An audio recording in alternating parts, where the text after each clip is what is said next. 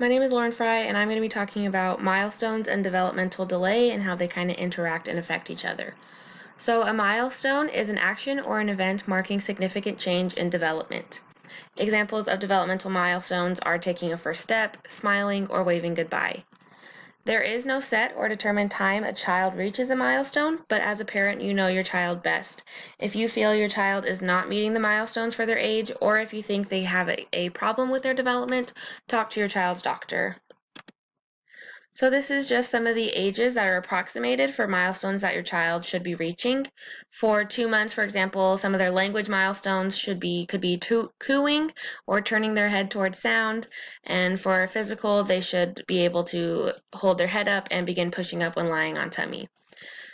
For a year, some of their language milestones could be using gestures like shaking their head, or for physical, they could be able to stand alone or move to a sitting position without any help. So if you are concerned, acting early makes a real difference. Don't wait to talk to your child's doctor if you're concerned that your child is developmentally delayed.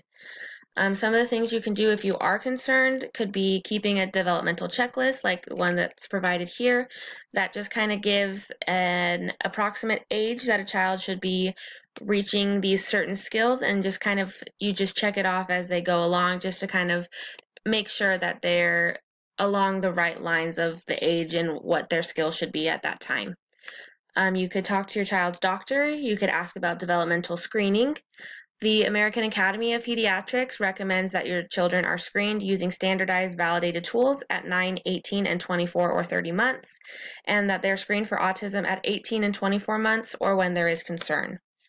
Something else you could do if you're concerned is ask for a referral.